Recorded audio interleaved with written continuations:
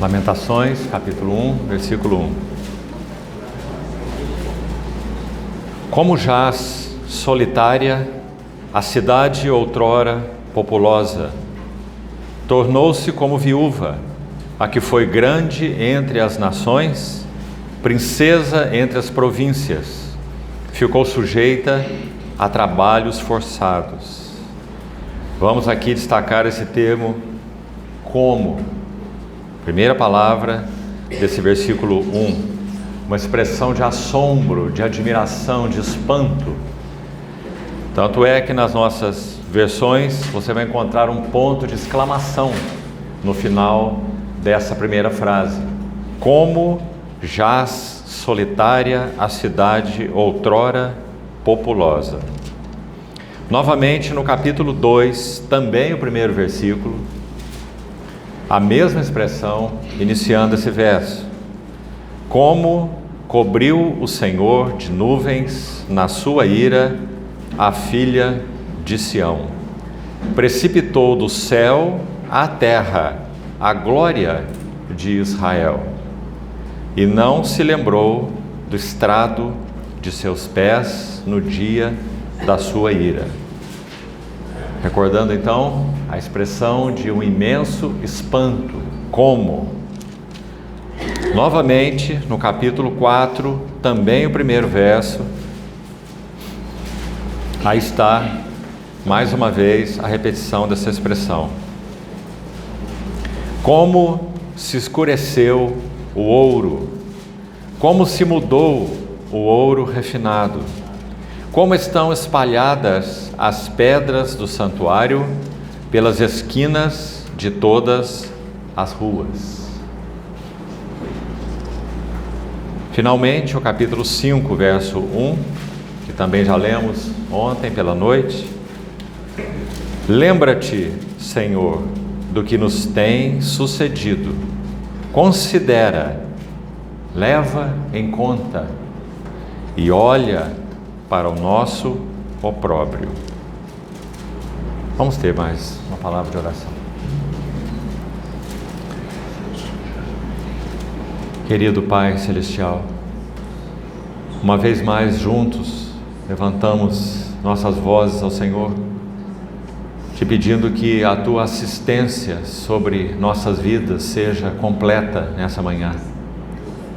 Carecemos, Senhor, da plena iluminação do Espírito Santo para compreendermos as Escrituras, para que elas sejam realidade espiritual nos nossos corações e no nosso viver. Dá-nos luz através desse precioso livro e abre o nosso entendimento e a nossa visão para compreendermos a carga atual do Senhor para o testemunho da Tua igreja nesses dias. Ajuda-nos nisso, Senhor. Nós dependemos inteiramente de Ti e recorremos a Ti com confiança. Em nome do Senhor Jesus, oramos. Amém. Meus irmãos, esse é um maravilhoso livro. 5 capítulos apenas, que seguem uma longa profecia de Jeremias no seu livro, chamado o livro do profeta Jeremias. Nós temos na sequência as suas lamentações. Pelo que Jeremias lamentava? São 2 fatos importantes para nós aqui. O primeiro, a história, a tradição segura dessa época em que esse livro foi escrito, nos dias que Jeremias viu a cidade a queimar. É dito até mesmo um detalhe específico, segundo a tradição, que Jeremias estava no Gólgota, em uma caverna no Gólgota, e daquele ponto privilegiado ele podia ver a cidade queimando. Esse lugar é conhecido até hoje como a Gruta de Jeremias. Então, desse ponto de observação, ele via aquela ruína completa daquilo que foi, como ele chamou, a glória de Israel. Os irmãos se lembram logo no primeiro verso que lemos, nesse capítulo 1 de Lamentações, ele vai dizer que o Senhor cobriu de nuvens a filha de Sião. Essas nuvens não são nuvens do céu, são nuvens de fumaça. Como cobriu de nuvens a filha de Sião. Precipitou, olha essa palavra, do céu à terra a glória do seu povo, de Jerusalém. Ou seja, o estado de degradação, a perda do testemunho do Senhor era tão chocante para Jeremias que, segundo o detalhe agora, profetizou para este povo, queridos irmãos e irmãs, por 40 anos. 40 anos tocando a trombeta no meio do povo de Israel. Quantos ouviram a voz do Senhor? Nenhum. 40 anos de profecia sem nenhuma reação do povo do Senhor. Nós falamos ontem que os sacerdotes é que eram os responsáveis pelo ensino da palavra do Senhor para o seu povo. Ensinar a palavra. Eles eram os mestres do Velho Testamento, os sacerdotes. Os profetas não tinham a carga de ensinar a lei, ensinar a palavra do Senhor. Esse era o encargo dos sacerdotes. Os profetas tinham a carga de tocar uma trombeta. Em que sentido? Pronunciar para o povo qual era a perspectiva de Deus do momento, a respeito do momento que eles estavam vivendo. Então esse é o profeta. Então ele tocava a trombeta chamando o povo de volta em arrependimento para o Senhor. Todas as notas dos livros proféticos podem se resumir em uma palavra: arrependimento. Sempre. Todos os profetas. Em todos os livros proféticos, a mesma nota. Agora, se Jeremias fez isso por 40 anos e nenhuma alma se voltou para o Senhor, qual era a experiência do coração de Jeremias? Coloque-se no lugar dele. Como falar para uma parede durante 40 anos. Quanto a si mesmo, ele podia imaginar: a minha vida e meu serviço são um nada. Não resultam em nada. O povo do Senhor não quer se voltar para o Senhor. Não quer responder à voz do Senhor. Então, meus irmãos, em vários aspectos, Jeremias é um tipo maravilhoso do nosso Senhor Jesus. Não é assim? Ele foi aquele que veio para o que era seu, mas os seus não receberam. Ele é chamado de o profeta chorão, o profeta que chora, porque ele tem especificamente esse livro das suas lamentações. Agora, por que esse livro está na Bíblia? Toda a Escritura foi soprada por Deus. Nada, nem uma vírgula e um tio das Escrituras, eles são sem propósito. Se esse livro for conservado aqui, meus irmãos, 2 motivos nós abordaríamos. O primeiro: o Deus que trata com seu povo é o mesmo Deus, independentemente da aliança estabelecida com aquele povo. Exemplo: nós não vivemos durante o tempo da lei, aliança mosaica, aliança da lei. Nós vivemos durante a aliança em Cristo, a nova aliança, a aliança da graça. Isso não muda o caráter de Deus. Deus possui os mesmos atributos, o mesmo caráter e os mesmos tratos com o seu povo. Não houve disciplina no Velho Testamento? Também há disciplina no Novo Testamento. Não houve perda de herança no Velho Testamento? Também há perda de herança no Novo Testamento. Por que o livro de Hebreus foi escrito? Não é?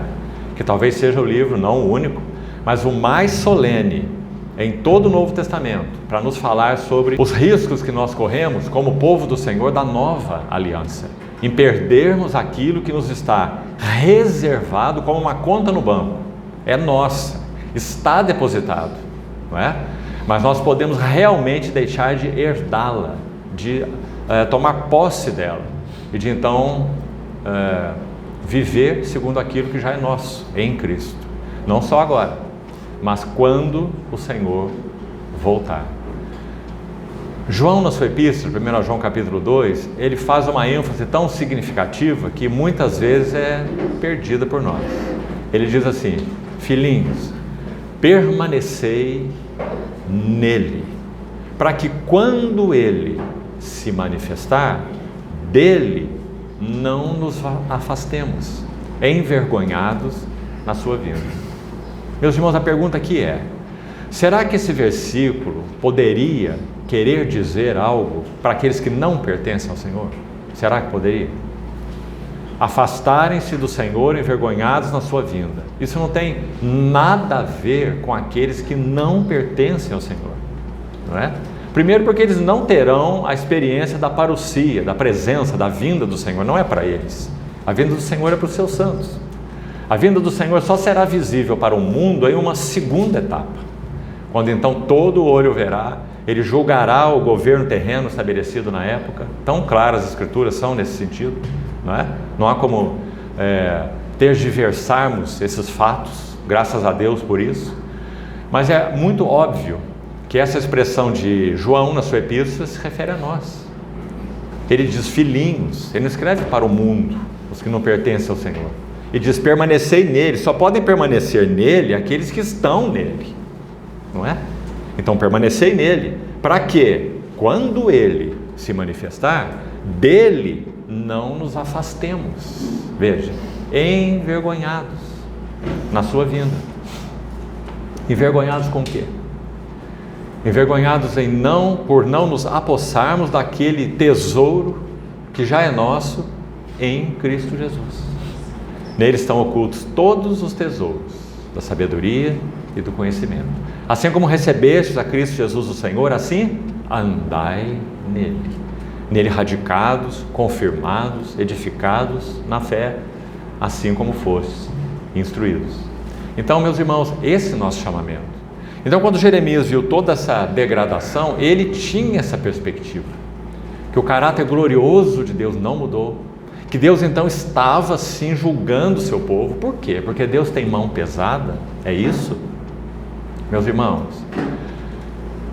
dia e noite, todos os dias, o Senhor enviou os seus profetas para chamar o seu povo para Ele. Ontem nós recordamos Jeremias 2, né? Não sei se você leu antes de dormir. Aquela pergunta que se repete 2 vezes. O povo, meu povo, não perguntou onde está o Senhor. O Senhor está nisso, o Senhor está nisso. Nós estamos oferecendo os nossos sacrifícios. Nós continuamos com os nossos cultos. Mas o Senhor está nisso. Qual é o nosso culto? Compreende o que eu quero dizer? E mais à frente, no mesmo capítulo, ele vai especificamente aos sacerdotes. Você viu lá? Se você leu? Ele diz, os sacerdotes não perguntaram onde está o Senhor. Então aqui nesse livro, meus amados irmãos, nós teremos muito a aprender. Quais foram as causas que apartaram o povo do Senhor, resumidas em uma palavra, não é? Idolatria. Eles escolheram outros deuses. Há clamores de outros profetas que dizem assim: sobre todos os montes e debaixo de toda árvore frondosa, vocês levantaram altares para ídolos e deuses estranhos. Não é assim? É por isso que há um salmo que também costuma ser mal compreendido, e você certamente o conhece, que diz assim: elevo os meus olhos para os montes, de onde me virá o socorro? Aí ele responde no verso seguinte, o quê? O meu socorro vem do Senhor que fez os céus e a terra. Agora pense comigo. O primeiro verso que citamos é um verso que diz respeito a esses montes que continham os altares pagãos. Então o salmista está dizendo: elevo os meus olhos para os montes. Debaixo de todos os montes e debaixo de toda a árvore frondosa levantaram altares pagãos a deuses estranhos. Então o salmista diz: eu olho para os montes e pergunto, de onde me virá o socorro? Desse Deus, daquele Deus, do outro Deus, daquele outro Deus? De onde me virá o socorro? E ele responde: o meu socorro vem, não dos montes, nem desses altares pagãos, mas o meu socorro vem do Senhor, veja, que fez os céus e a terra.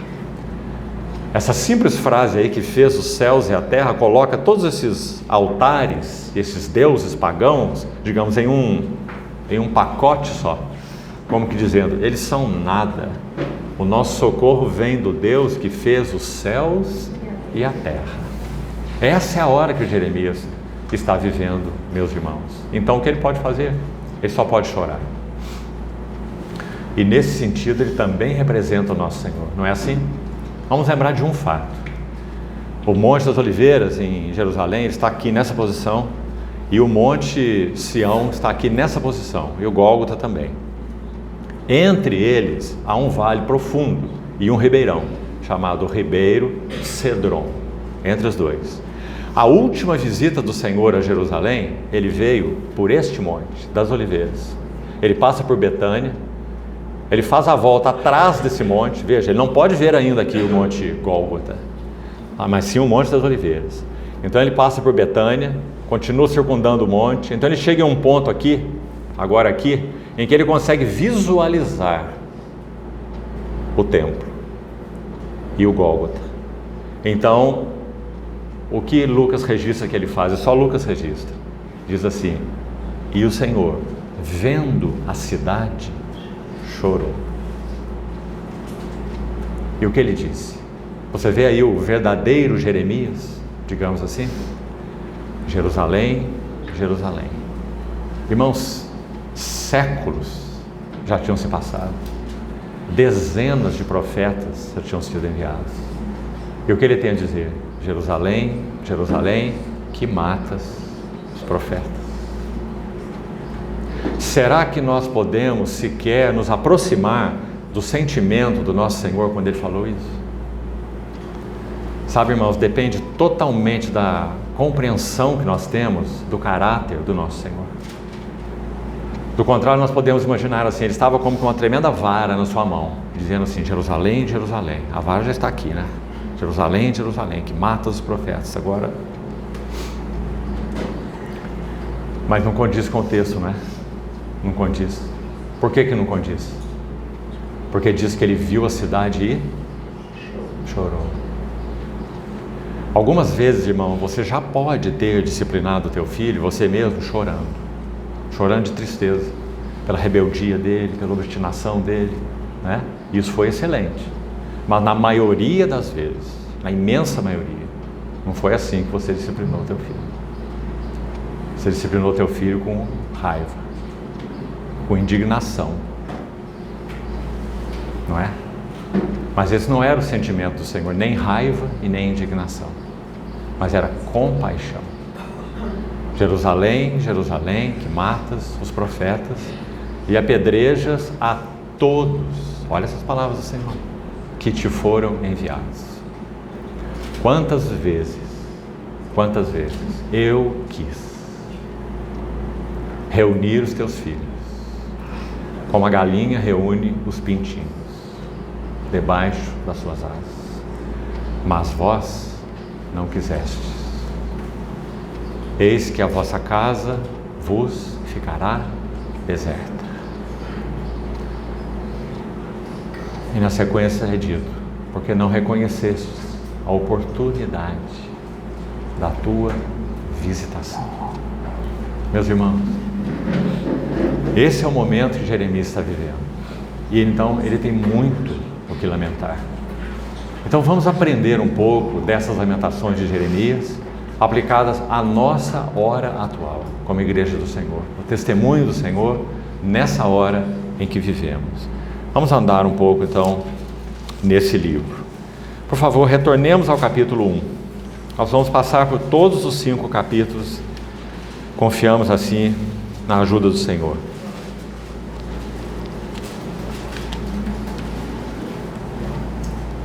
O primeiro então, já destacamos o primeiro verso. Vamos lê-lo mais uma vez.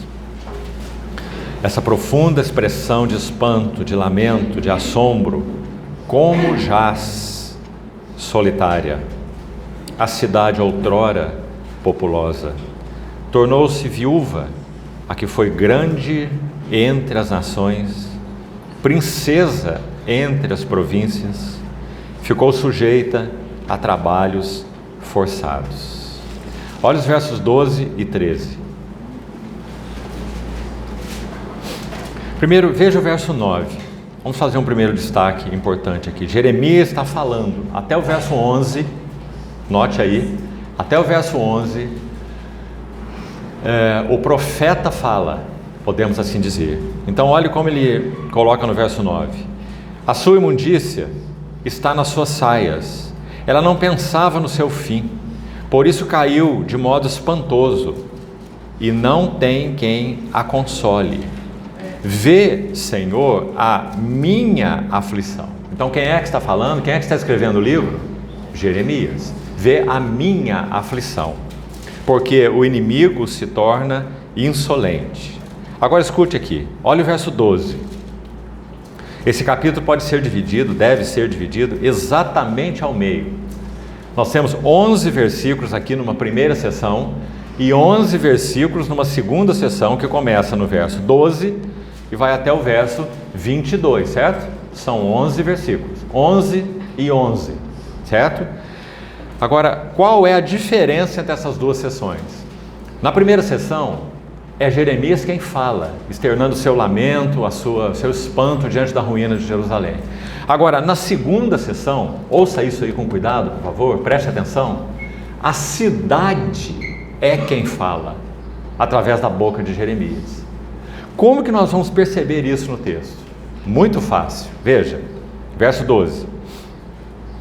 Não vos comove isto a todos vós que passais pelo caminho e viam então as ruínas daquela cidade arruinada? Veja a próxima frase. Considerai e vede se há dor igual à minha, que veio sobre mim, com que o Senhor me afligiu no dia do furor da sua ira. Lá do alto enviou fogo aos meus ossos. Primeira análise aqui, parece que Jeremias está falando dos ossos dele, não é isso? Porque é ele que está escrevendo. Mas veja, o qual se assenhoreou deles, estendeu uma rede aos meus pés, arrojou-me para trás. Agora, irmão, leia com atenção. Fez-me assolada. Feminino. Então Jeremias não está se referindo a ele. Jeremias está agora abrindo a sua boca, como que falando pela cidade. Então essa que foi arrojada para trás, essa sobre o qual o Senhor estendeu uma rede aos meus pés, é a própria cidade. Então ele diz, fez-me assolada, e não apenas isso, olhe mais um adjetivo feminino aí, e enferma. Não é assim que você tem na sua Bíblia? Enferma todo dia, não enfermo todo dia. Então, a expressão de Jeremias é uma expressão da cidade. Então você pode dividir o primeiro capítulo assim. Depois você leia todo o capítulo para você fazer as suas observações e ver a riqueza dessas duas sessões. A primeira sessão, os primeiros 11 versos, o profeta fala. Os próximos 11 versos do primeiro capítulo, a cidade fala. Todos esses versos. Agora, qual mais nós vamos destacar aqui? Veja, verso 14. O jugo das minhas transgressões, não são as transgressões de Jeremias, certo? Jeremias foi um profeta, um servo fiel do Senhor, que viveu para o Senhor até o fim, chorando pelo povo do Senhor, pelas cargas do Senhor, pelo testemunho do Senhor. Então essas não são as transgressões de Jeremias, né? O jugo das minhas transgressões está atado pela sua mão. Elas estão entretecidas, subiram sobre o meu pescoço. É a cidade que está falando pela boca dele. E ele abateu minha força, entregou-me o Senhor nas mãos daqueles contra os quais não posso resistir. Agora olha o verso 16. Que interessante. Uma combinação entre o coração do profeta e o estado da cidade, a ruína da cidade, que tinha a ver diretamente com a glória do Senhor, com o testemunho do Senhor. Onde estava a glória do Senhor na terra, nos tempos do Velho Testamento? Onde? Estava na Babilônia? Estava onde? Em que lugar? Estava em Tiro, em Sidom? A glória do Senhor estava em Jerusalém, e unicamente em Jerusalém. O templo estava em Jerusalém, o altar estava em Jerusalém, né? Então, Verso 16: por essas causas choro, estas coisas choro eu. Você vê a combinação do coração do profeta com a condição da cidade? Os meus olhos se desfazem em águas, choro, lamento, porque se afastou de mim o Consolador. Que interessante essa expressão, irmãos. Na linguagem clara e na revelação do Novo Testamento, quem é o Consolador? O Espírito Santo. Então Jeremias está lamentando: o Consolador se afastou de mim, eu não tenho quem me console. A glória do Senhor já se foi, precipitou-se do céu, da glória celestial que essa cidade tinha, precipitou-se até a terra. Ela está coberta de nuvens, está arrasada até nos fundamentos. Afastou-se de mim o Consolador, que devia restaurar minhas forças. Os meus filhos, olhe isso, não são os filhos de Jeremias, são os filhos de Israel, os filhos da aliança do Senhor. Os meus filhos estão desolados, porque prevaleceu o inimigo. Verso 18: justo é o Senhor, pois eu me rebelei. Quem se rebelou? Jeremias se rebelou com os caminhos do Senhor? Claro que não. Jeremias chamava o povo para voltar-se para os caminhos do Senhor. Então ele está falando, abrindo a sua boca, como que a cidade falando: eu me rebelei contra sua palavra. Ouvi todos os povos e vede a minha dor. As minhas virgens, os meus jovens foram levados para o cativeiro. Não está claro que é a cidade falando? Jeremias não tem os seus jovens, Jeremias não tem suas virgens, é a cidade que tem, não é? Verso 20: olha, Senhor, porque estou, mais um aqui, adjetivo feminino, eu estou angustiada. Está vendo? Turbada está minha alma, o meu coração transtornado em mim, porque gravemente me rebelei. Fora a espada mata os filhos, em casa anda a morte. Ouvem que eu suspiro, mas não tenho quem me console. Todos os meus inimigos que souberam do meu mal folgam, ou seja, se alegram, porque tu o fizeste. Tu quem? O Senhor. Julgou o seu povo que não o queria, né? Que o abandonou. Mas em trazendo tu o dia que apregoaste, serão semelhantes a mim. Por que Jeremias está falando isso? Porque foi ele que profetizou no capítulo 25 que os anos do cativeiro irão durar 70 anos. E depois de 70 anos, o que aconteceria? O Senhor traria o seu povo de volta. E na sua imensa misericórdia e na sua imensa fidelidade, duas coisas, misericórdia e fidelidade, ele iria restaurar a sorte do seu povo. E não foi o que ele fez. Aí temos Zorobabel, Josué, temos Esdras, temos Neemias, não é? E a restauração do testemunho do Senhor. Não foi assim? Então foi Jeremias quem profetizou isso, naquele capítulo que lemos ontem, Jeremias 25. Então, aqui ele repete isso, dizendo: agora sim, o Senhor se levantou contra a sua cidade, porque ele precisou discipliná-los, como um pai disciplina os seus filhos. Mas ele é fiel a si mesmo, ele é fiel ao seu nome, ele é fiel à sua aliança. Então, eles hoje folgam, porque tu o fizeste, verso 21, mas em trazendo tu o dia que apregoaste, eles serão semelhantes a mim. Então o Senhor ia julgar a Babilônia, ia julgar os persas, não é? Que pelejaram contra o seu povo, ia trazer o seu povo de volta do cativeiro. Venha toda a sua iniquidade à tua presença, essa iniquidade desses povos, né? E faze-lhes como me fizeste a mim, por causa de todas as minhas prevaricações, porque os meus gemidos são muitos e o meu coração está desfalecido. Então, vamos resumir a primeira lição para nós aqui, como povo do Senhor hoje, igreja. Nós não estamos vivendo o tempo de Jeremias, nós estamos vivendo este tempo. Qual é a lição do Senhor para nós?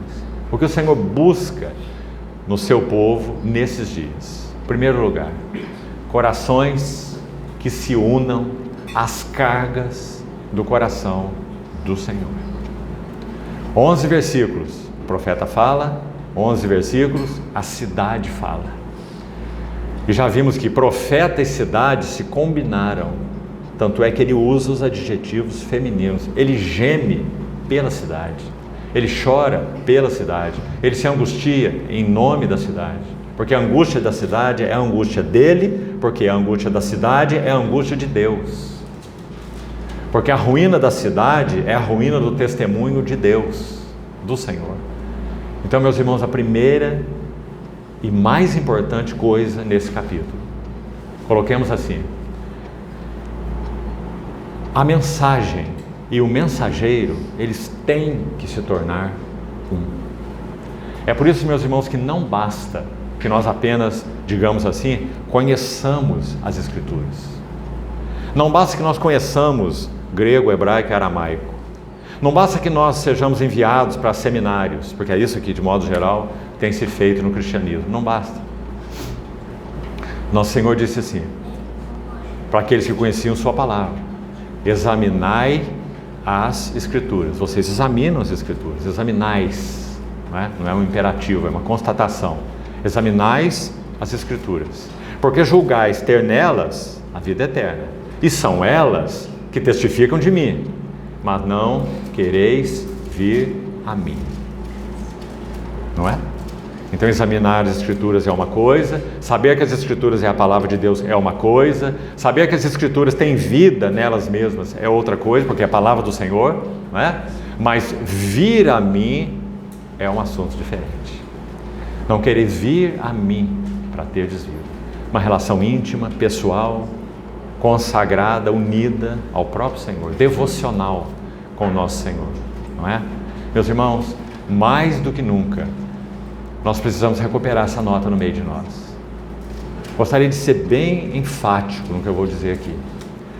O Senhor não fará nada com o seu povo enquanto não houver homens e mulheres que se unam às cargas do coração do Senhor nos nossos dias. Não fará nada. A mensagem e o mensageiro tem que ser um. Do contrário, nós seremos apenas papagaios, treinados para repetir mensagens. Quem sabe pregando sobre o último livro que nós lemos, porque nós não temos nada em nós, temos nos outros. Então nós repetimos, papagaios. Que risco, irmãos, que perigo. Se a palavra do Senhor não for encarnada no vaso, então nós não temos um profeta. Nós temos um porta-voz. O porta-voz da presidência não tem nada a ver com o presidente. Ele só abre a boca para falar o que o presidente quer que ele fale. Ele é uma pessoa, o presidente é outra. Ele tem uma vida, o presidente tem outra. Ele tem os interesses, o presidente tem outro. Ele é só o porta-voz. Nós não somos porta-vozes do Senhor. O Senhor nos chamou para sermos profetas do Senhor. Que a nossa boca fale aquilo que está no coração do Senhor. O porta-voz do presidente não fala o que está no coração do presidente. Mal conhece o coração do presidente. Ele nem é responsável, nem contratado para conhecer o coração do presidente. Não é? Ele é contratado para conhecer as ideias do presidente. E essas são minhas ideias. Vai falar para todo mundo que é assim. Não é? Então, que o Senhor nos ajude nisso, irmãos. Há uma imensa necessidade de que a mensagem seja encarnada no mensageiro. Um servo do Senhor no passado usou uma expressão tão bonita sobre isso, usando um versículo da Bíblia, que todos conhecemos.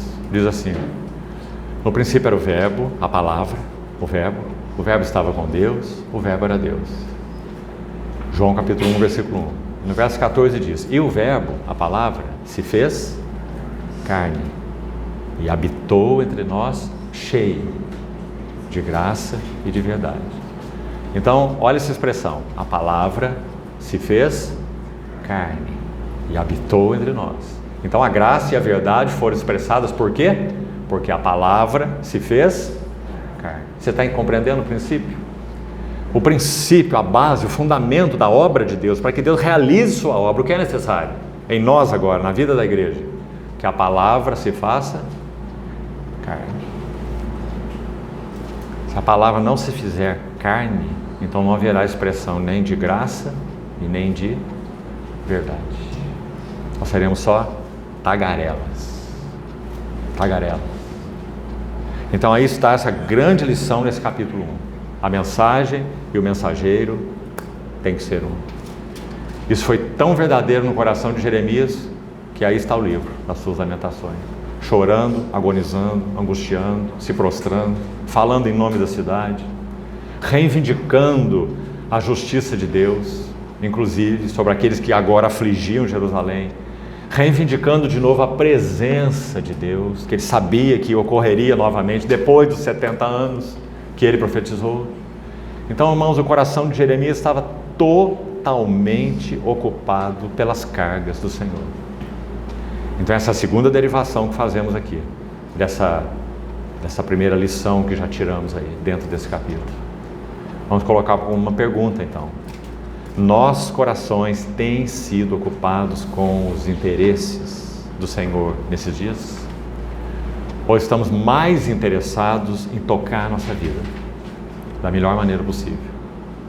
Avançando aqui, avançando ali, avançando acolá, não é? Ou nossos corações têm sido ocupados com interesses do Senhor? Porque sabe, meus amados irmãos, o que ocorrerá? E nós estamos aí na iminência dessa hora, a gloriosa vinda do nosso Senhor Jesus. 1 Coríntios capítulo 3. Paulo vai falar sobre aquilo que é edificado sobre o único fundamento que é Cristo. Ouro, prata, pedras preciosas ou madeira, feno e palha. A questão com aquele que edifica está resolvida. O que ele edificará sobre o fundamento que é Cristo não vai determinar se ele é salvo ou se ele não é salvo. O texto mesmo vai deixar isso tão claro para nós, não é?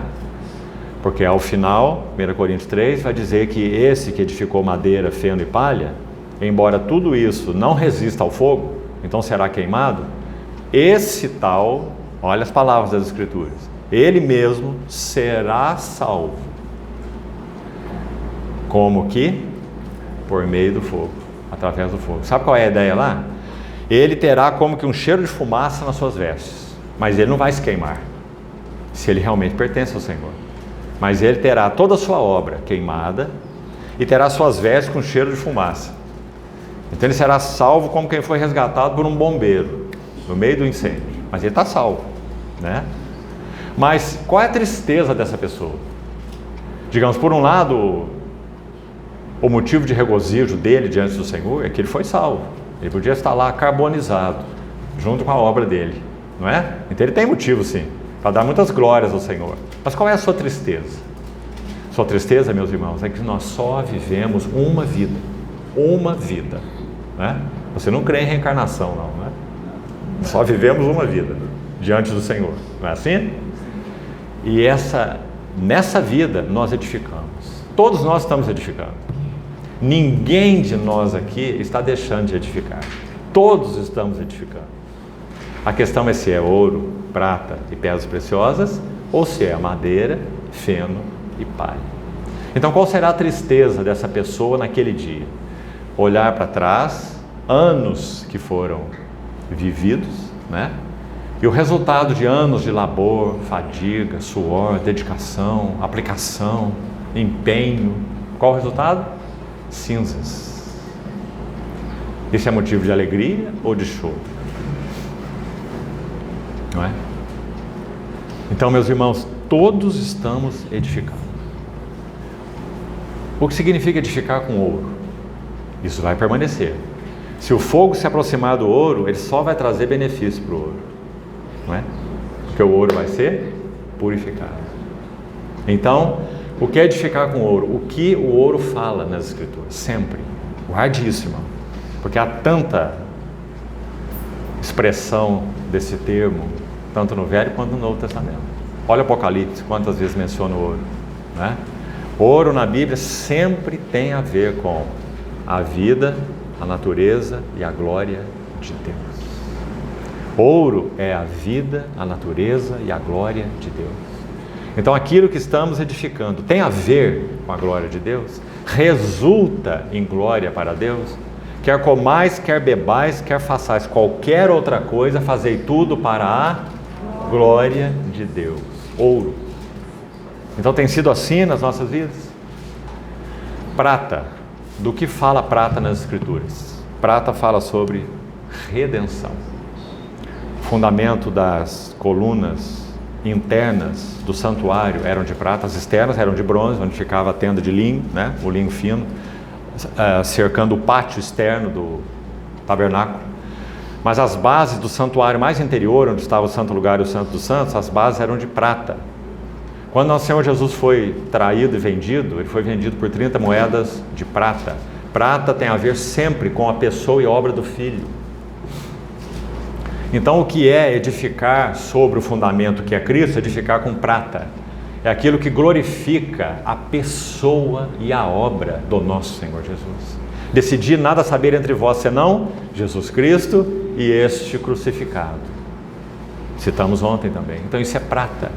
Então, será que aquilo que estamos edificando está chamando a atenção para o Verbo encarnado, para o Senhor Jesus, ou para nós? Aquilo que estamos edificando está trazendo glórias para o Redentor e o seu precioso sangue derramado, sua obra. Quando nós falamos na congregação, no nosso viver, no nosso louvar o Senhor, adorar o Senhor, a pessoa e obra do Redentor está sendo glorificada. Então, isso é prata, e isso permanecerá para sempre. E pedras preciosas? Sempre tem a ver com a obra do Espírito Santo. Então o Deus triuno está envolvido aí, irmãos. Que lindo isso. Ouro, glória, vida e natureza de Deus. Prata, a pessoa, as glórias da pessoa e da obra do Senhor Jesus. Pedras preciosas, a obra do Espírito Santo. Pai, Filho e o Espírito Santo. Ouro, prata, pedras preciosas. Por que pedras preciosas têm a ver com a obra do Espírito Santo? Porque a obra do Espírito Santo é realizada sob pressão e tempo e temperatura. Não se produz uma pedra preciosa, aqui se entende muito de garimpo nessa região, não é? Não se produz uma pedra preciosa sem pressão. Ela precisa de pressão do solo, da profundidade.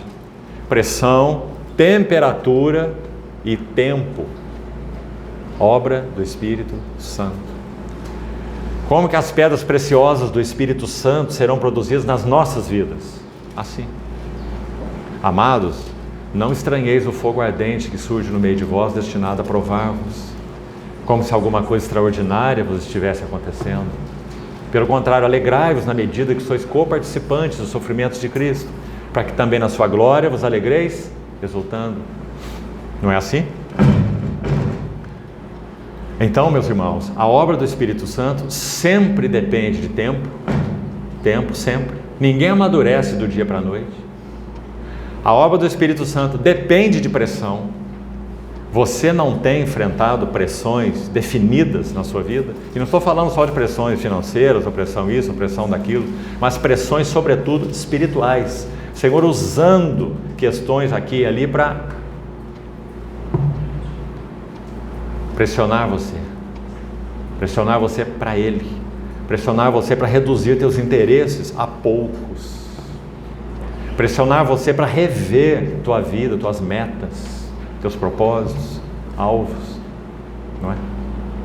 Temperatura, repetindo, pressão e tempo. É assim que o Senhor age. Quando eu era um menino, isso faz só 10 anos atrás, meu pai era odontólogo, ele já está hoje com o Senhor também. E na época em que ele exerceu odontologia, havia poucos protesistas, quase nenhum. Na nossa cidade não havia protesista, nenhum laboratório de prótese. Então o próprio dentista fazia o trabalho do protesista, do protético.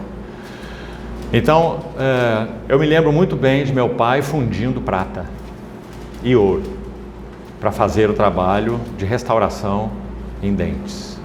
E eu era um menino bem pequeno e me chamava muito a atenção a maneira como ele fazia. Ele usava um maçarico de fole, que você tem que bombear o fole. Aqui vocês conhecem isso? Para que bombeie o ar, não é? Acende-se o maçarico, coloque-se num cadinho de cerâmica uma peça de prata, por exemplo, ou de ouro.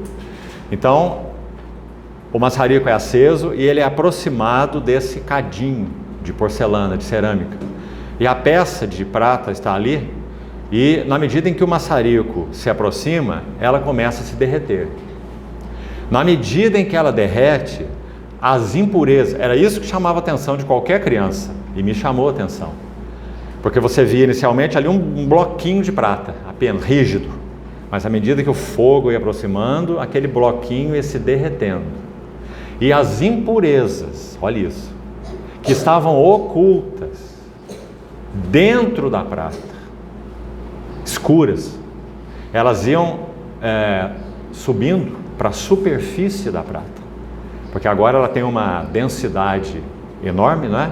Então ela se faz uma bolinha. E isso chama muita atenção de uma criança, né? Aquele fogo se aproximando, uma bolinha se formando e aquelas impurezas saindo de dentro da prata e vindo para a superfície. E elas começam a dançar na superfície da prata. Quem já viu isso sabe o que eu estou falando. Então, a hábil mão do fundidor, ele aproxima e afasta o fogo da prata, porque ele não vai destruir a prata, né? Se o fogo fosse muito intenso, além do limite, ele destruiria a prata. Um fogo exacerbado, né? Então aquele fogo vai sendo aproximado na medida correta.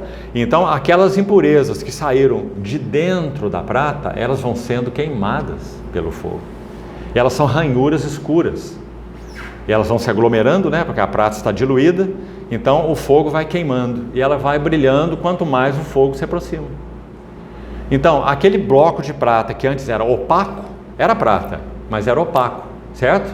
Agora que ele foi fundido, as impurezas saíram de dentro e foram queimadas, agora é uma bolinha brilhante, linda. E aí então, a questão é, quando é que ele sabia que a prata estava adequada para o seu uso? Quando ele podia ver o seu rosto refletido na prata, porque ela se faz um espelho, uma bolinha brilhante. Meus irmãos, essa não é uma figura maravilhosa? Quando é que o Senhor Jesus concluirá o seu trabalho no seu povo? Ele é quem tem nas mãos o maçarico. Ele é quem sabe quanto de fogo nós precisamos. Algumas vezes, o maçarico fica bem longe. Algumas vezes, o maçarico chega bem perto. Não é assim? 1 Coríntios 10, 13. Não vos sobreveio provação que não fosse humana, mas Deus é fiel e não permitirá que sejais provados além das vossas forças. Mas juntamente com a provação vos dará livramento, de sorte que possais suportar, não escapar. Suportar. Livramento para que possais suportar. Então, o fogo se aproxima e o fundidor pode ver o seu rosto. E será assim conosco, meus queridos irmãos, até que o Senhor venha. E quando Ele vier, o que Ele dirá? Quando Ele puder ver seu rosto refletido no seu povo, o que Ele dirá? Ele dirá na mais profunda realidade espiritual o que Adão pôde dizer só em tipo, em figura. Adão disse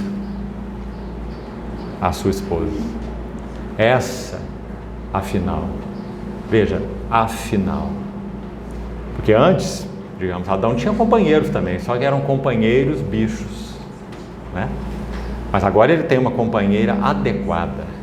Então ele diz: esta, afinal, é osso dos meus ossos. Osso fala de realidade interior. A não ser que nós sejamos extremamente magros, né? Ninguém vê o osso de ninguém, não é? Osso fala de realidade interior e carne fala de realidade, de expressão, melhor, exterior. Então, realidade interior e expressão exterior. O Senhor dirá: essa é osso dos meus ossos. Ou seja, o conteúdo dela é o mesmo meu. Imagine isso, irmão. Mas também ela é carne da minha carne. Ou seja, ela tem a minha expressão. chamar-se-á varoa, porque do varão foi tomada. Acho que você sabe que no hebraico é uma combinação de palavras, né? Esse Ishá, côncavo convexo, literalmente no hebraico, uma combinação de palavras, assim, convexo, côncavo, Ishá, varão, varoa, homem, mulher, complemento, né? Então, esse é o resultado do trabalhar do Senhor na medida em que o maçarico se aproxima. Então, essas são as lições que eu gostaria de enfatizar com os irmãos nesse capítulo 1.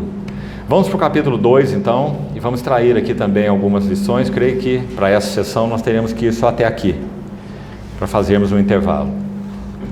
Capítulo 2.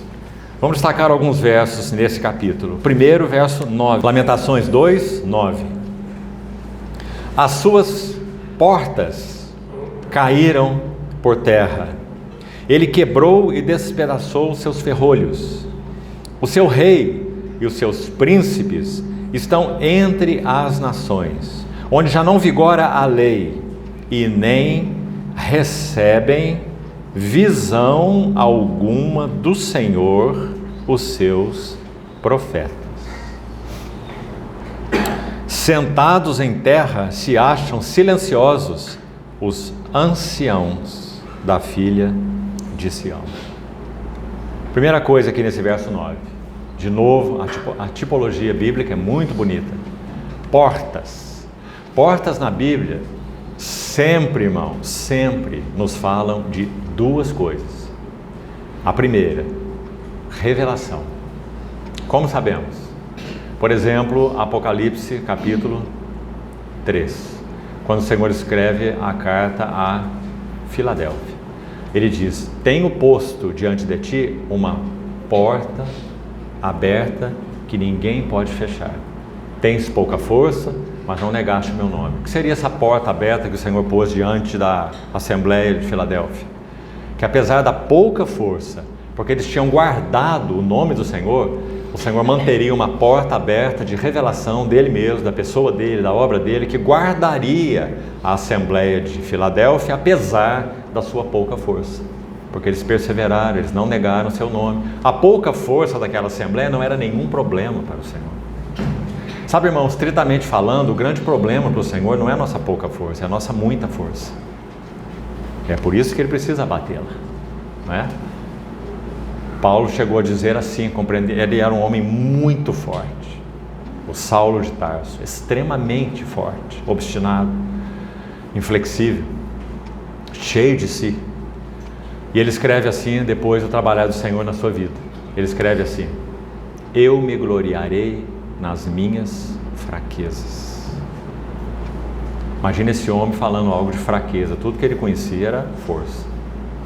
Eu me gloriarei nas minhas fraquezas, para que sobre mim repouse o poder de Deus. Então, portas na Bíblia, voltando à tipologia, fala em primeiro lugar de revelação. Será que temos tido, mantida sobre nós, uma porta aberta?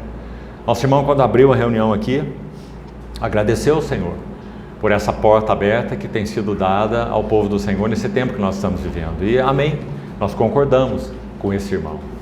A questão é, como também foi dito, o que isso tem gerado nas nossas vidas? Em termos de devoção, de respostas, de avanço espiritual? Ou será que passam os anos e nós permanecemos os mesmos? Quem sabe falando as mesmas coisas, vivendo da mesma maneira, nos relacionando da mesma maneira, nosso serviço da mesma maneira, talvez, não é? Ou tem havido avanço? Tenho posto diante de ti uma porta aberta. Então, porta, em primeiro lugar, fala de revelação. Mas tem um outro sentido, muito importante também. Vale tanto para o Velho quanto para o Novo Testamento. Portas falam de governo. Você se lembra que quando Ló foi para Sodoma, assumiu uma posição inadequada ali, claro, ele nunca deveria ter ido para lá, ele foi para lá segundo as cobiças do seu coração. Gênesis 13 é muito claro. E é dito que quando ele se tornou um habitante de Sodoma, ele se assentou nas portas. Você se lembra? Porque eram os juízes que se assentavam nas portas. E aos juízes eram trazidas todas as questões do povo. Eram julgadas nas portas da cidade pelos anciãos, que eram os juízes. Por isso, quando chegarmos no capítulo 5, você vai ver Lamentações de Jeremias, dizendo assim: os anciãos já não se assentam mais nas portas, e por isso os jovens já não cantam, ou já deixaram sua música. Aqui, porta está falando de governo. Se não há um governo de Deus representado na vida de anciãos numa assembleia, então os jovens já deixaram a sua música, já não cantam. Meus irmãos, onde estão os jovens hoje no cristianismo? Você sabe, não é? E eu também. Eles estão sendo guiados por líderes que estão tornando lugares de culto em centros de dança. Não é? Aí estão os jovens do chamado cristianismo. É aí que eles estão. Estão falando, se comportando e vestindo como o mundo. Não há nenhuma diferença. Essas chamadas raves que são praticadas aí no mundo, são praticadas dentro do meio chamado evangélico, entre aspas. A mesma coisa. Não há diferença nenhuma. O palavreado é o mesmo, as vestimentas, os trejeitos, as conversas. Não conhece as Escrituras, nada.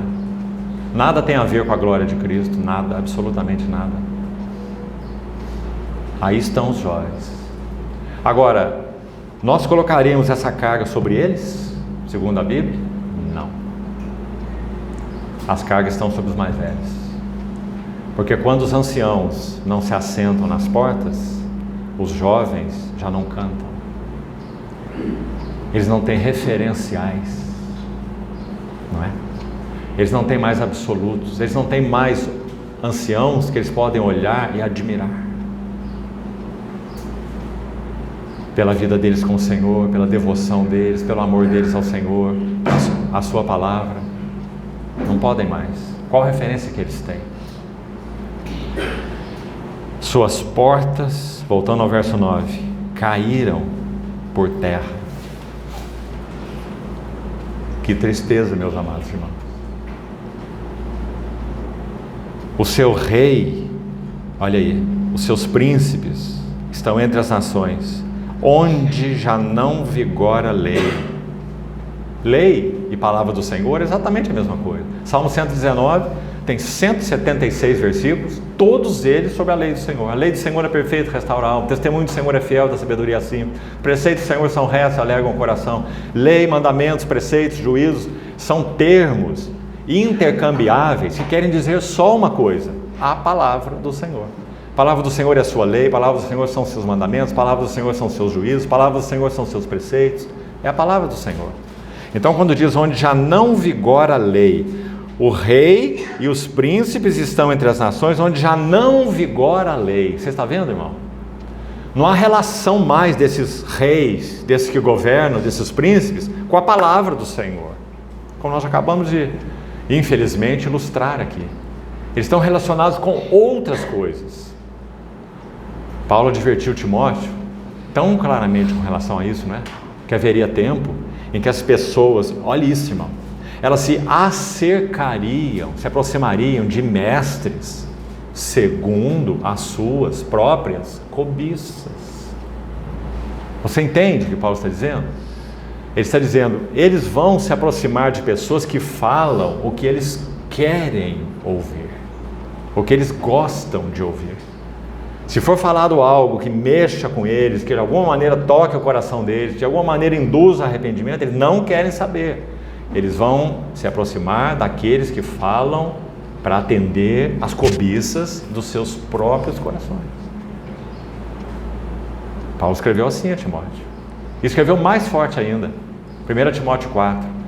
O Espírito afirma expressamente que nos últimos dias alguns apostatarão da fé. Por quê? Bom, o mundo não pode apostatar. O mundo não tem fé. Então só pode apostatar da fé quem exerceu fé.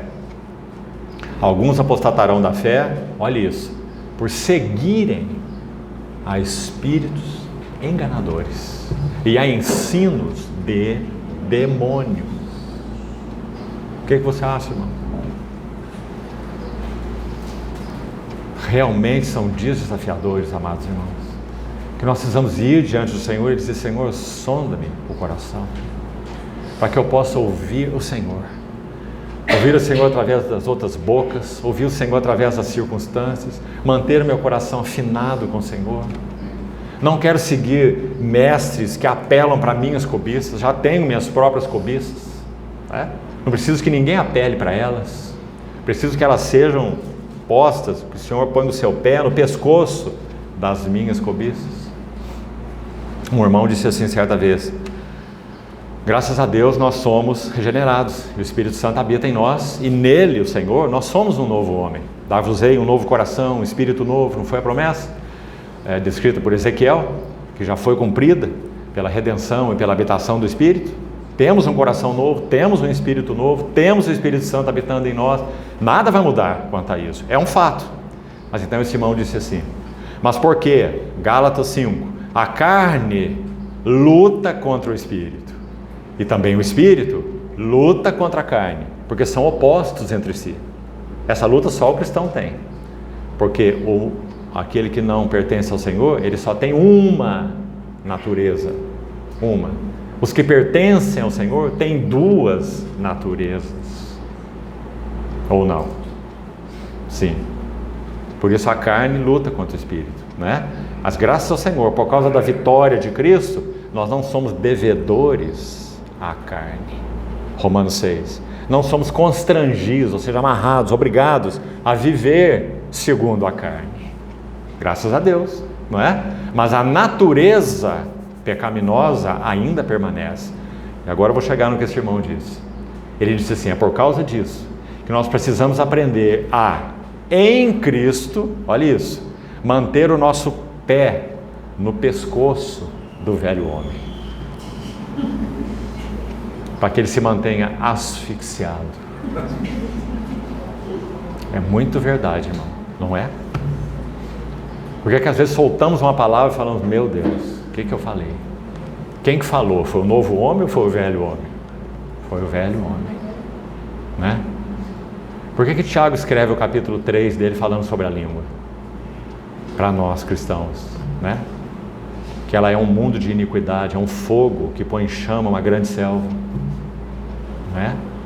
Porque precisamos manter o nosso pé aí. Quantas vezes queremos colocar o nosso pé no pescoço dos outros, né? Quantos devíamos colocar no nosso próprio, no nosso velho homem. Então, aí está.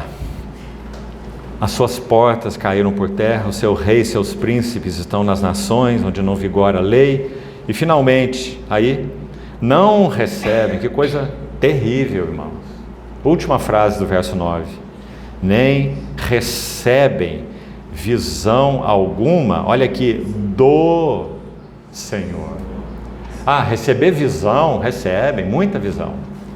O Senhor me deu essa visão, me deu outra visão, o Senhor me falou, o Senhor me mostrou. É sempre o me, vem primeiro, né?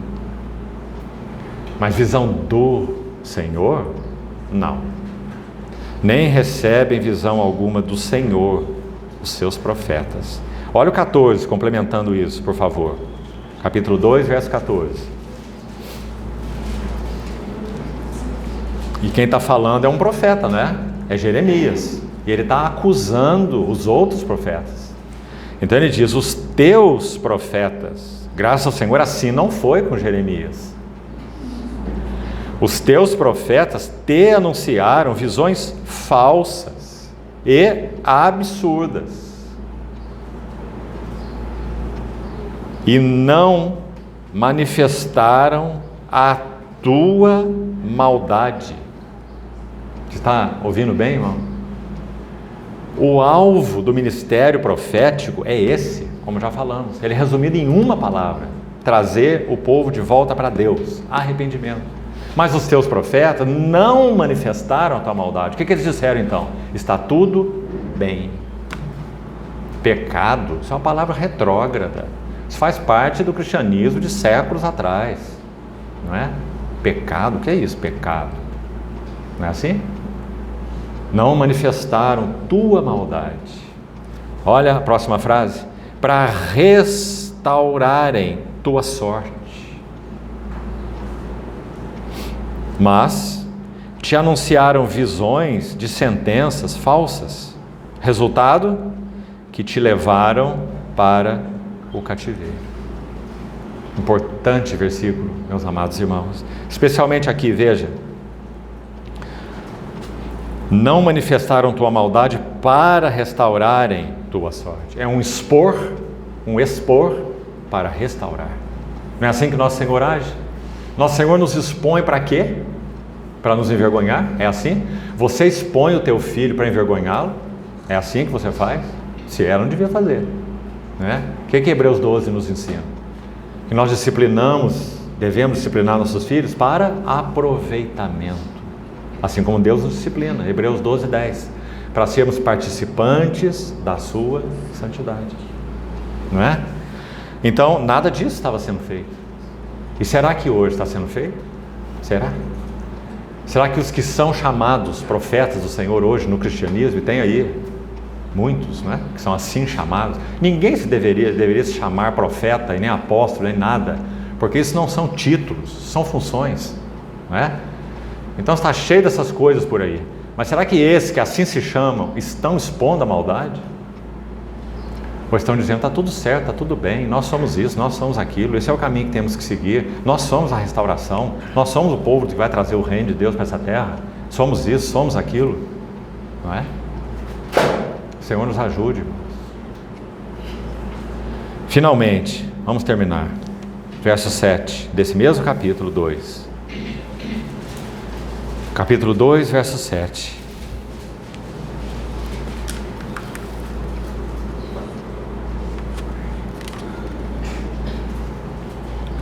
Sabe, irmãos, esse é um verso que nós deveríamos ler de joelhos. Olha o que ele diz.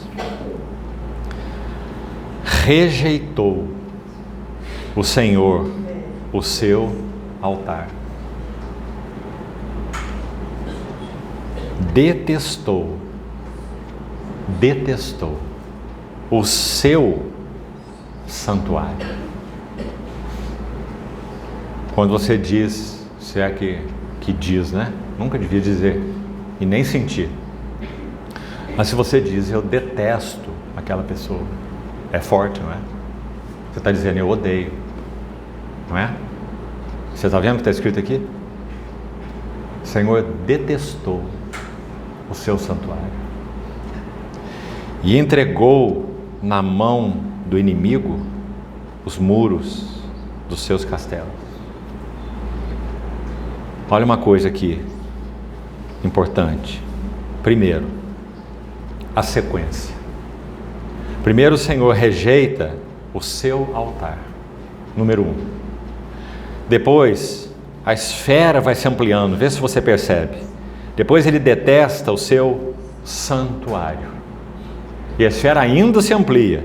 E finalmente ele entrega na mão do inimigo. E isso é terrível para o Senhor. Ele está entregando para o dragão, digamos assim, aquilo que é mais precioso para ele. Entregou ao inimigo os muros dos seus castelos. Então nós vamos fazer uma combinação aqui para meditação, para que você leve isso com você. Primeiro, então, olha essa sequência. Altar, vem primeiro. Santuário, segundo. E muros, terceiro. Note isso. Não é um detalhe pequeno. É imenso. Vamos explicar isso. O centro da reunião de Deus com seu povo é o altar. E o altar na Bíblia sempre, sem exceção, aponta para a pessoa e a obra do Senhor Jesus. Por quê? Porque era no altar que eram oferecidos os sacrifícios. E todos os sacrifícios, sejam eles quais forem, cruentos, né? Sacrifício com sangue. Havia sacrifício sem sangue, como oferta de manjares, por exemplo, que não era oferecido no altar. Todos que eram oferecidos no altar, os cruentos, sempre, todos eles falam da pessoa e da obra do nosso Senhor Jesus.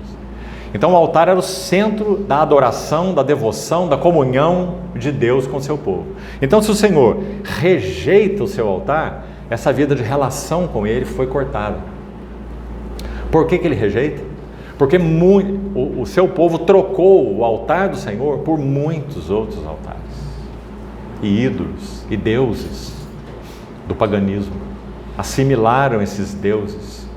Não é isso que tem acontecido hoje com o cristianismo? O cristianismo atual não tem assimilado deuses pagãos? Ah, tem, irmãos. Tem. Terrivelmente. Rejeitou o seu altar.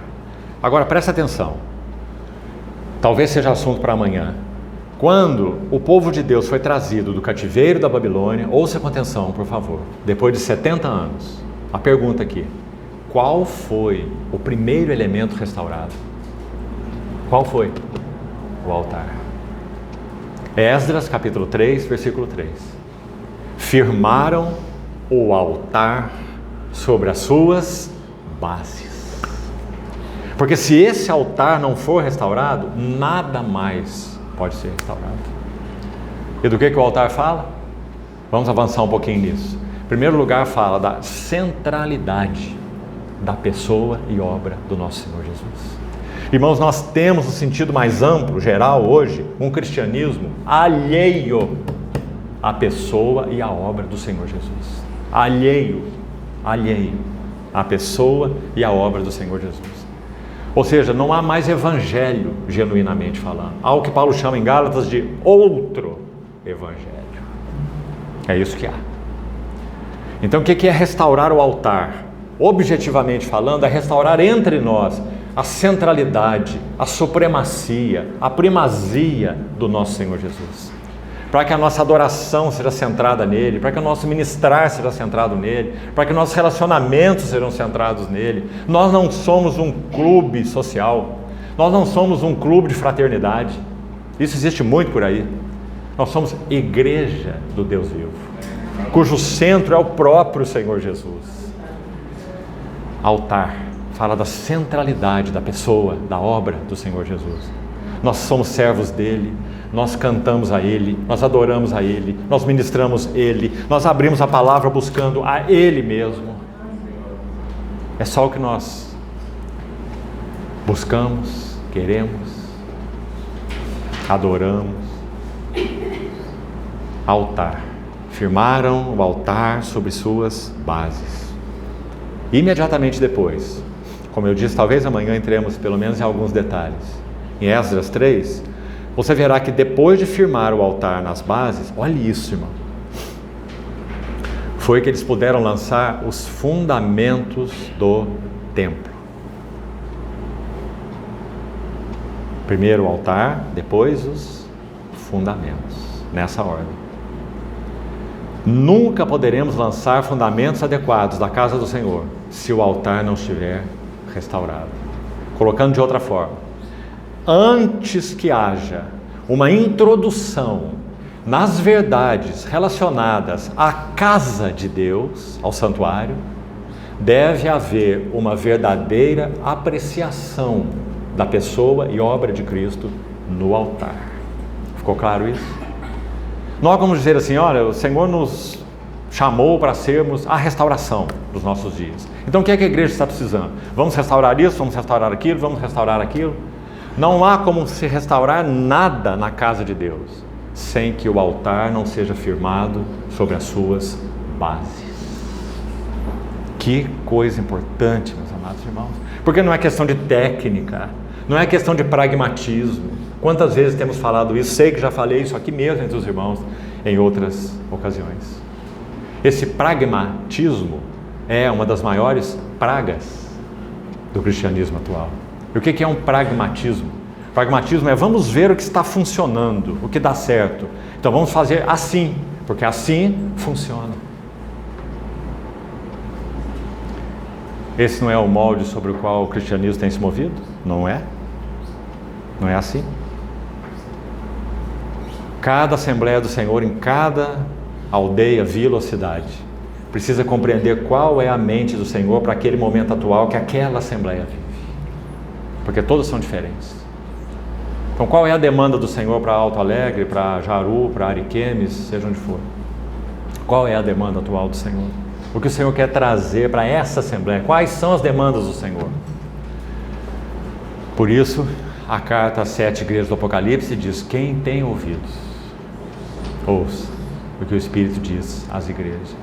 Segundo, irmão, essa é a minha plena convicção, meus irmãos. Claro que você tem a liberdade de pensar diferente, né? Mas eu te digo que eu tenho estudado a palavra do Senhor há muito, muito tempo. A minha convicção pessoal, não precisa ser a sua, minha convicção pessoal plena e segura é que os chamados vencedores, ao que vencer, ao que vencer, ao que vencer, 7 vezes nas 7 igrejas do Apocalipse. Quem é o vencedor? O vencedor é aquele que ouve o que o Espírito diz às igrejas. Esse é o vencedor. Não é uma questão oficial. Não é questão, são os nossos presbíteros, são os nossos líderes, Não. São aqueles que ouvem o que o Espírito diz às igrejas. Porque se nossos líderes não são capazes de ouvir o Senhor, eles já estão desqualificados. Não importa o que eles são. O Senhor não leva em conta as oficialidades, Ele leva em conta as realidades. Quem tem ouvidos, ouça o que o Espírito diz às igrejas. Então, aí está esse primeiro elemento, altar. Vamos pensar sobre isso, irmão. Vamos perguntar ao Senhor nas nossas reuniões de oração, nas assembleias do Senhor: Senhor, nós temos mantido o altar nas suas bases? Nós nos reunimos realmente por causa do Senhor? Ou nós temos tudo tão preparado que se o Senhor quiser mudar alguma coisa, nós vamos dizer: calma, Senhor, calma, peraí, nós já temos aqui o nosso script, nossa liturgia, vamos devagar, não é? Ou será que a pessoa dele está sendo vista, adorada, centrada de tal maneira entre nós que nós somos maleáveis em tudo, maleáveis na adoração, por exemplo? Como é que o Espírito Santo está nos conduzindo, por exemplo, na adoração, para citar um elemento? Será que nós cantamos os cantos que mais gostamos? Ou será que o Espírito Santo está nos conduzindo na adoração? Como resposta ao Senhor. Altar, mais uma coisa sobre altar. Abraão edificou 4 altares na jornada dele com o Senhor. Esse é um outro tema lindo de estudo. E recebeu 11 visitas do Senhor, de Ur a Moriá, 11 visitas. A cada visita, o Senhor preparava Abraão para a próxima visita. Quando o Senhor nos visita, essa visita não é visita definitiva. Quando o Senhor nos visita, Ele quer preparar o nosso coração para a próxima visita. Então Ele nos visita e toca em um ponto, nos visita de novo e toca em outro ponto, e visita mais uma vez e toca em outro ponto. Está nos preparando para as próximas visitas, porque Ele deseja continuar visitando o seu povo até que Ele venha. A oração do Salmo 80, não é linda? Olha do céu, um clamor ao Senhor. Olha do céu, Senhor, vê e visita a tua vinha. Não é assim? Então, como estávamos falando, altar na Bíblia é uma reação à revelação de Deus. Quando que nós levantaremos, estou falando espiritualmente, não é? Quando que nós podemos dizer que nós levantamos um altar ao Senhor na nossa reunião? Em qualquer uma das nossas reuniões. Nós poderíamos dizer: um altar foi levantado ao Senhor nesta reunião. Quando é que nós poderíamos dizer isso? Quando nós formos agraciados pela revelação do Senhor. E então nós respondermos a Ele em adoração. Então a adoração ao Senhor é uma resposta, uma reação à revelação do Senhor. Mas aí, irmão, vamos fazer uma pergunta aqui de novo. O cristianismo atual tem dado espaço para isso? O Senhor tem tido portas abertas no cristianismo atual? A face de Cristo tem sido vista de maneira renovada? Tem sido? Não. De modo geral, não. Então não tem havido adoração genuína. Tem havido música tem demais. E popstar evangélicos, entre aspas, também tem muitos. Mas isso não é adoração. Segundo elemento, então, já estamos terminando. Detestou o seu santuário. Se o altar é restaurado, então o santuário pode ser restaurado. Do contrário, não. Inverter isso não é possível. E por último, entregou na mão do inimigo os muros dos seus castelos. Para nos lembrarmos da ordem da restauração de Deus, o que foi restaurado em primeiro lugar, já citamos, foi o altar. O que foi restaurado em segundo lugar foi o santuário, especialmente o serviço do santuário. E o que foi restaurado em terceiro lugar foram os muros. Então, interessante, porque isso condiz com os 3 retornos do povo do cativeiro babilônico, não é? A primeira leva de cativos, mais ou menos 50 mil pessoas, segundo o registro de Esdras, eles retornaram e firmaram o altar sobre as suas bases, e restauraram os fundamentos e completaram a edificação do templo. Teve uma paralisação da obra, os irmãos se lembram, oposição do inimigo, paralisação da obra, e aí completaram o templo. Isso no primeiro retorno, mas o serviço do templo era muito fraco. Os sacerdotes tinham que fazer um serviço de meio tempo, tinham que trabalhar no campo para o seu sustento e servir no santuário. Então o Senhor promove um segundo retorno com Esdras. Já citamos um pouquinho ontem também. Seu nome significa auxílio. Ele traz mais sacerdotes de Babilônia, que tinham ficado lá. Ele traz mais vasos e utensílios sagrados. Ele vai ornar o templo do Senhor. Então, a conexão de Esdras no seu serviço ao Senhor está ligada ao santuário e à palavra de Deus. As duas coisas. Ele recupera a palavra de Deus e ele adorna o santuário. Então, esse foi o segundo passo na restauração. E o terceiro?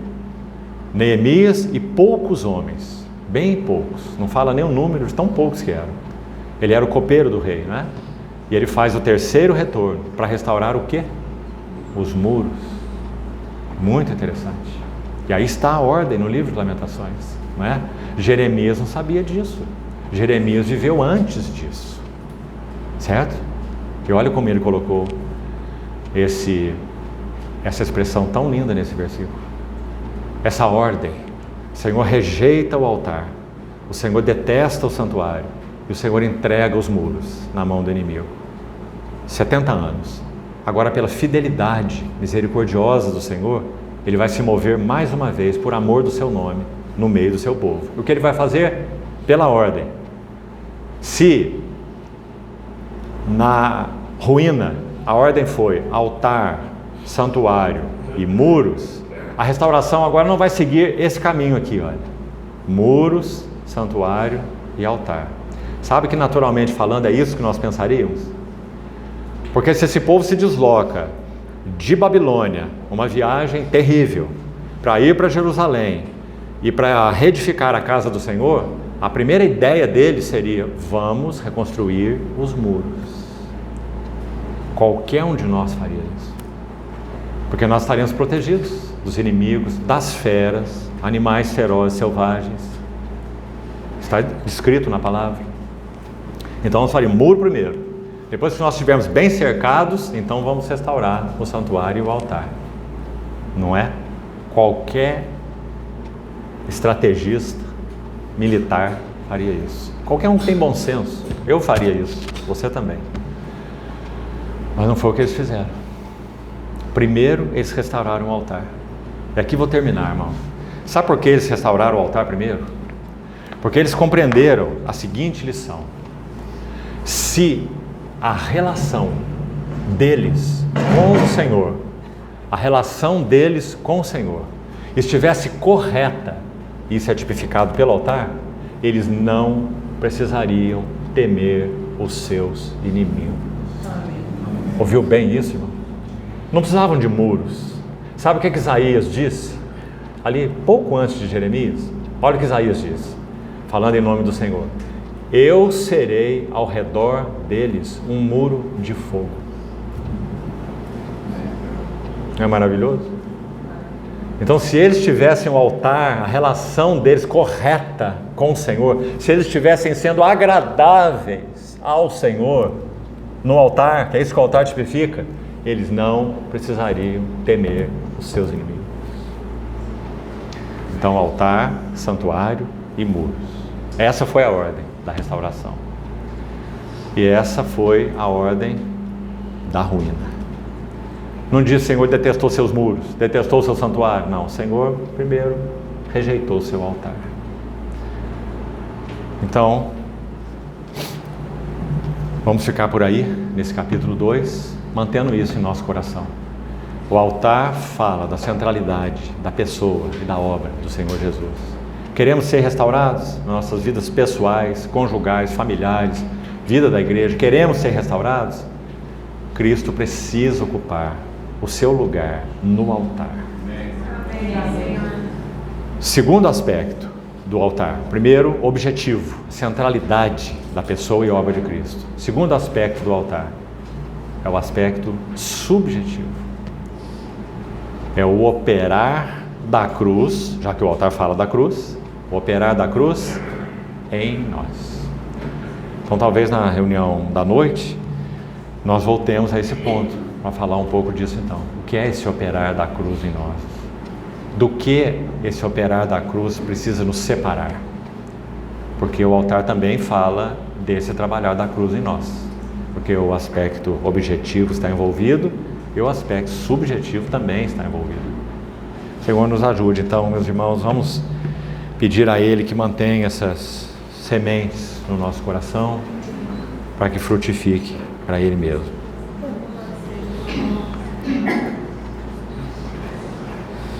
Querido Pai, nós mais uma vez te entregamos aquilo que foi compartilhado nessa manhã, carentes que nós somos, de que o Senhor encontre caminho em nós como teu povo para a restauração dessas realidades espirituais.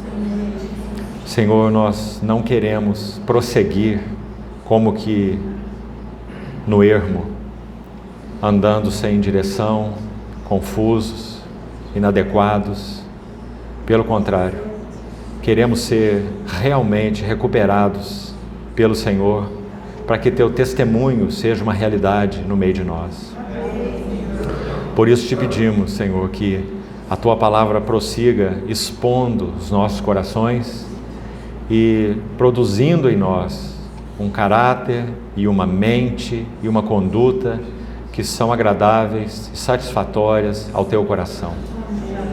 Que nosso único e grande desejo seja que sejamos agradáveis a Ti.